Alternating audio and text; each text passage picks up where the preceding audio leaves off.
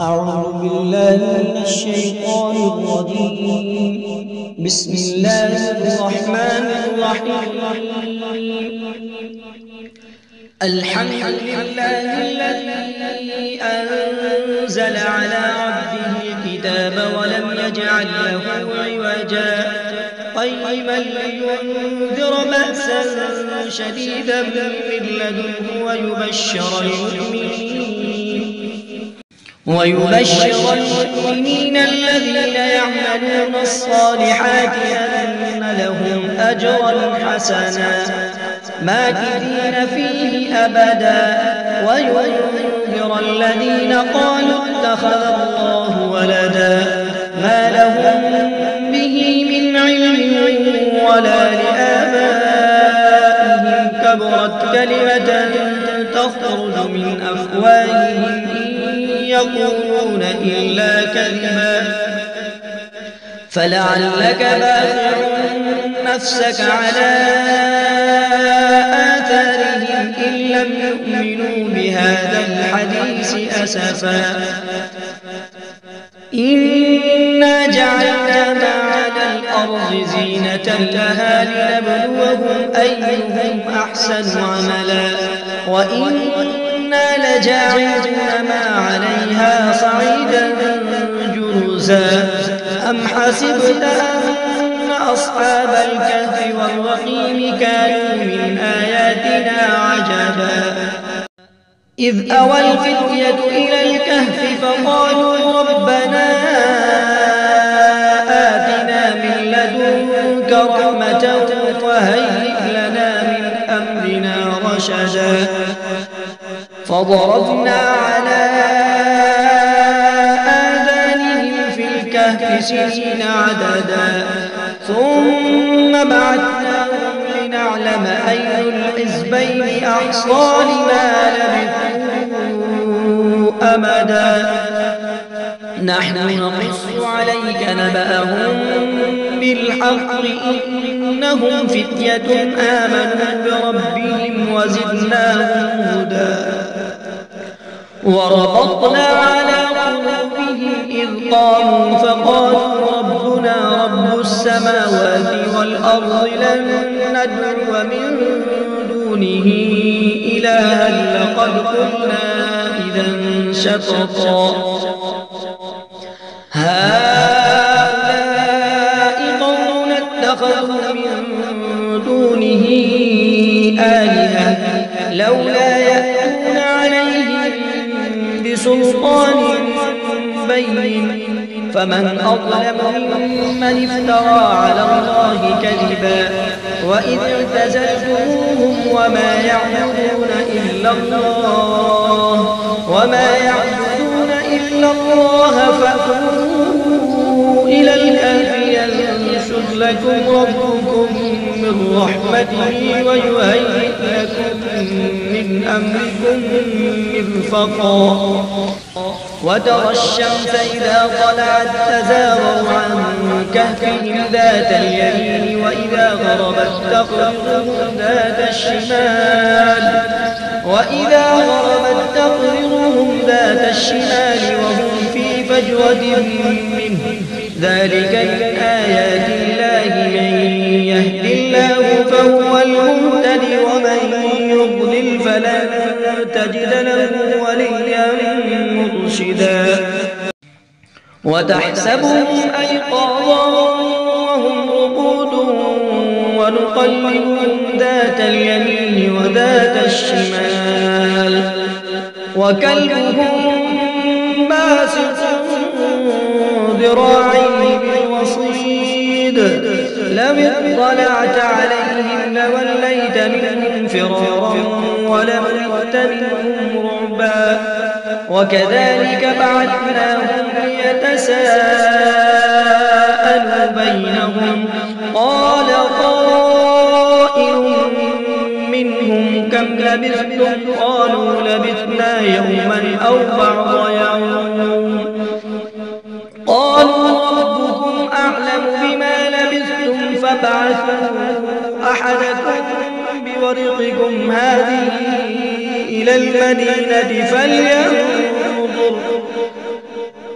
هذه إلى المدينة فلينظر أيها أزكى طعاما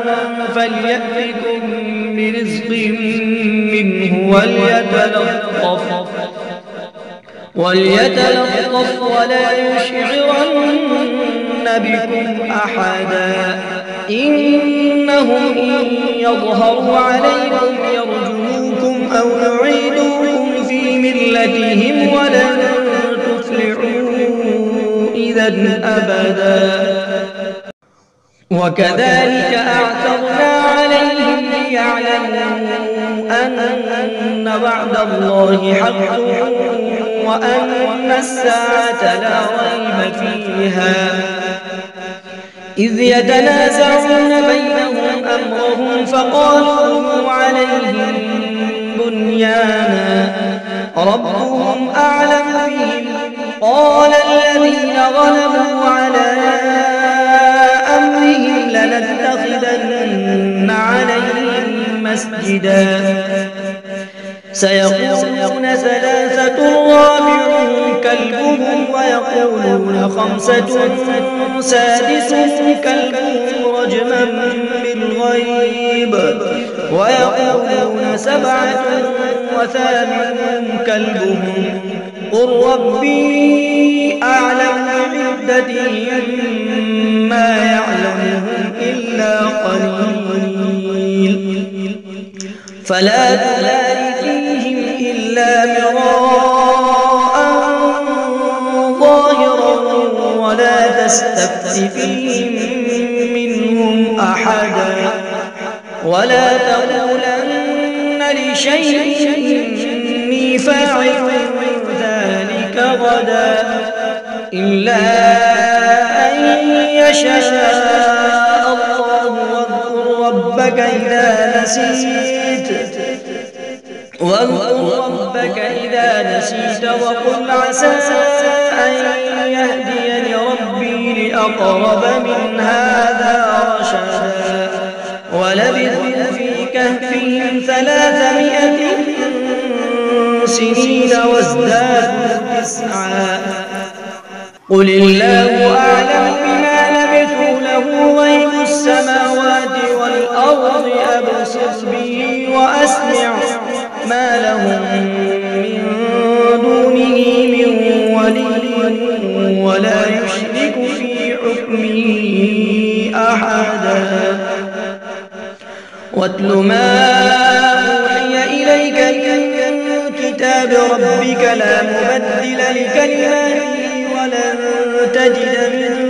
دونه ملتحدا واصبر نفسك مع الذين يدعون ربهم بالغداة والعشي يريدون وجهه ولا تعد عيناك عنهم تريد زينة الحياة الدنيا ولا تطع من أغفلنا قلبه عن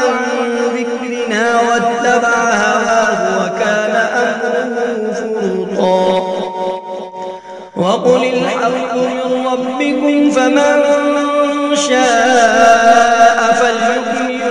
ومن شاء فليكفر إنا أعتدنا للظالمين نارا أحاط بهم سرادقها وإن يستغيثوا يغاثوا بماء كالمهل يشوي الوجوه بئس الشراب وساءت مرتفقا إن الذين آمنوا وعملوا الصالحات إنا لا نضيع أجر من أحسن عملا أولئك لهم جنات عدن تجري من تحتهم الأنهار يحلون فيها من أساور من ذهب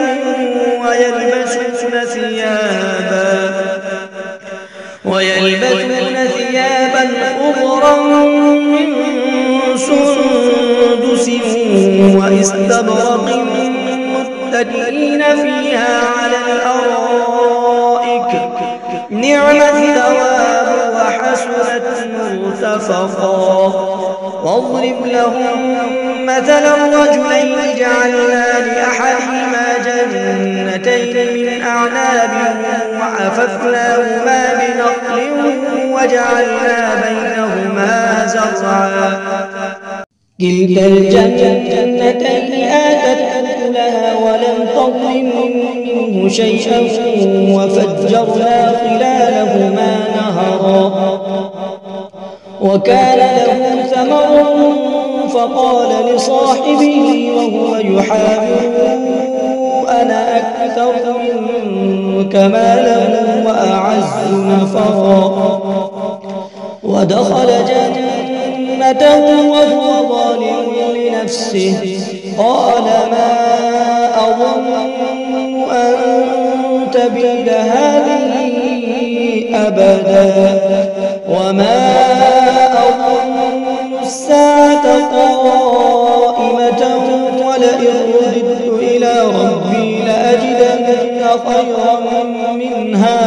منقلبا. قال له صاحبه وهو يحاوره أكفرت بالذي خلقك من تراب ثم من نطفة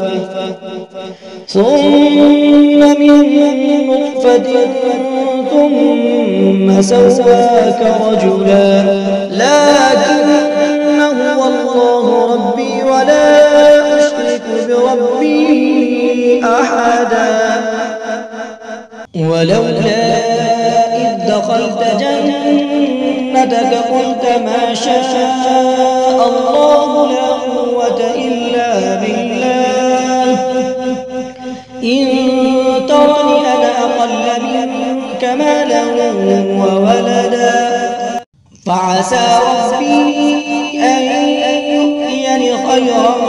من جنتك ويرسل عليها حسبانا من السماء فتصبح صعيدا زلقا أو يصبح ماؤها غورا فلن تستطيع له طلبا. وأحيط بثمره فأصبح يقلب كفيه على ما أنفق فيها وهي خاوية على عروشها ويقول يا ليتني لم أشرك بربي أحدا. ولم تكن له فئة ينصرونه من دون الله وما كان منتصرا. هنالك الولاية لله الحق هو خير ثوابا وخير عقبا. واضرب لهم مثل الحياة الدنيا كماء أنزلناه من السماء فاختلط به نبات الأرض فأصبح هشيما تذروه الرياح وكان الله على كل شيء مقتدرا. المال والبنون زينة الحياة الدنيا والباقيات الصالحات خير عند ربك ثوابا وخير أملا. ويوم نسير الجبال وترى الأرض بارزة وحشرناهم فلم نغادر منهم أحدا. وعرضوا على ربك صفا لقد جئتمونا كما خلقناكم أول مرة بل زعمتم أن لن نجعل لكم موعدا. ووضع الكتاب فترى المجرمين مشفقين مما فيه ويقولون يا ويلتنا ما لهذا الكتاب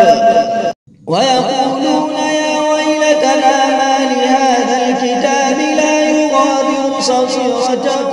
ولا كبيرة إلا أحصاها ووجدوا ما عملوا حاضرا ولا يظلم ربك أحدا. وإذ قلنا للملائكة اسجدوا لآدم فسجدوا إلا إبليس كان من الجن ففسق عن أمر ربه أفتتخذونه وذريته أولياء من دوني وهم لكم عدو بئس للظالمين بدلا ما أشهدتهم خلق السماوات والأرض ولا خلق أنفسهم وما كنت متخذ المضلين عضدا ويوم يقول نادوا شركائي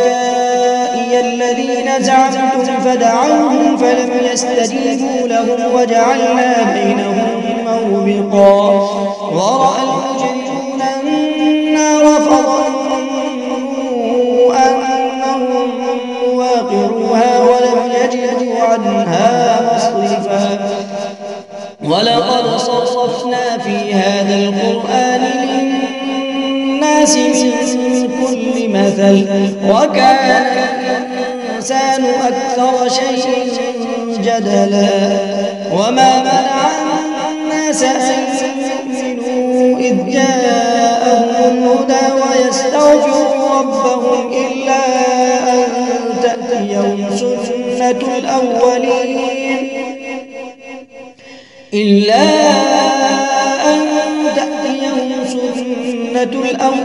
أو يأتيهم العذاب قبلا وما نرسل المرسلين إلا مبشرين ومنذرين ويجادل الذين كفروا بالباطل ليدحضوا به الحق واتخذوا آياتي وما أنذروا هزوا ومن أظلم ممن ذكر بآيات ربه فأعرض عنها ونسي ما قدمت يداه إنا جعلنا على قلوبهم أكنة أن يفقهوه وفي آذانهم وقرا وإن تدعوهم إلى الهدى فلن يهتدوا إذا أبدا وربك الغفور ذو الرحمة لو يؤاخذهم بما كسبوا لعجل لهم العذاب بل لهم موعد لن يجدوا من دونه موئلا وتلك القرى أهلكناهم لما ظلموا وجعلنا لمهلكهم موعدا وإذ قال موسى لفتاه لا أبرح حتى أبلغ مجمع البحرين أو أمضي حقبا فلما بلغ مجمع بينهما نسيا حوتهما فاتخذ سبيله في البحر سربا فلما جاوزا قال لفتاه آتنا غداءنا لقد لقينا من سفرنا هذا نصبا قال أرأيت إذ أوينا إلى الصخرة فإني نسيت الحوت وما أنسانيه إلا الشيطان أن أذكره واتخذ سبيله في البحر عجبا قال ذلك ما كنا نبغي فارتدا على آثارهما قصصا فوجدا عبدا من عبادنا آتيناه رحمة من عندنا وعلمناه من لدنا علما قال له موسى هل أتبعك على أن تعلمني مما علمت رشدا قال إنك لن تستطيع معي صبرا وكيف تصبر على ما لم تحط به خبرا قال ستجدني إن شاء الله صابرا قال فإن اتبعتني فلا تسألني عن شيء حتى أحدث لك منه ذكرا. فانطلقا حتى إذا ركبا في السفينة خرقها قال أخرقتها لتغرق أهلها لقد جئت شيئا إمرا. قال ألم أقل إنك لن تستطيع معي صبرا. قال لا تؤاخذني بما نسيت ولا ترهقني من أمري يسرا. فانطلقا حتى إذا لقيا غلاما فقتله قال أقتلت نفسا زكية بغير نفس لقد جئت شيئا نكرا. قال ألم أقل لك إنك لن تستطيع معي صبرا. قال إن سألتك عن شيء بعدها فلا تصاحبني قد بلغت من لدني عذرا. فانطلقا حتى إذا أتيا أهل قرية استطعما أهلها فأبوا أن يضيفوهما فوجدا فيها جدارا يريد أن ينقض فأقامه. قال لو شئت لاتخذت عليه أجرا. قال هذا فراق بيني وبينك سأنبئك بتأويل ما لم تستطع عليه صبرا. أما السفينة فكانت لمساكين يعملون في البحر فأردت أن أعيبها وكان وراءهم ملك يأخذ كل سفينة غصبا. وأما الغلام فكان أبواه مؤمنين فخشينا أن يرهقهما طغيانا وكفرا فأردنا أن يبدلهما ربهما خيرا منه زكاة وأقرب رحما. وأما الجدار فكان لغلامين يتيمين في المدينة وكان تحته كنز لهما وكان أبوهما صالحا فأراد ربك أن يبلغا أشدهما ويستخرجا كنزهما رحمة من ربك وما فعلته عن أمري ذلك تأويل ما لم تستطع عليه صبرا. ويسألونك عن ذي القرنين قل سأتلو عليكم منه ذكرا. إنا مكنا له في الأرض وآتيناه من كل شيء سببا فأتبع سببا حتى إذا بلغ مغرب الشمس وجدها تغرب في عين حمئة ووجد عندها قوما. قلنا يا ذا القرنين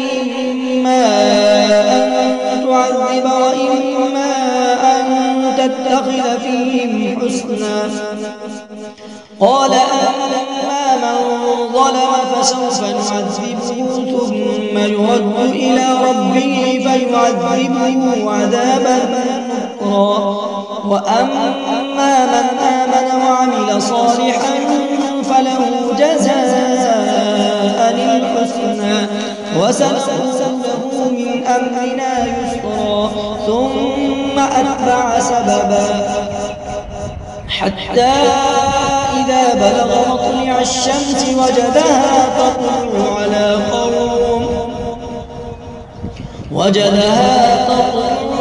قوم لم نجعل لهم من دونها سترا. كذلك وقد أحطنا بما لديه خبرا. ثم أتبع سببا حتى إذا بلغ بين السدين وجد من دونهما قوما لا يكادون يفقهون قولا. قالوا يا ذا القرنين إن ومأجوج مفسدون في الأرض فهل نجعل لك خرجا على أن تجعل بيننا وبينهم سدا قال ما مكنني فيه ربي خير فأعينوني بقوة أجعل بينكم وبينهم ردما آتوني زبر الحديد حتى إذا ساوى بين الصدفين قال انفخوا حتى إذا جعله نارا قال آتوني أفرغ عليه قطرا فما استطاعوا أن يظهروه وما استطاعوا له نقبا قال هذا رحمة من ربي فإذا جاء وعد ربي جعله دكاء وكان وعد ربي حقا وتركنا بعضهم يومئذ يموج في بعض ونفخ في الصور فجمعناهم جمعا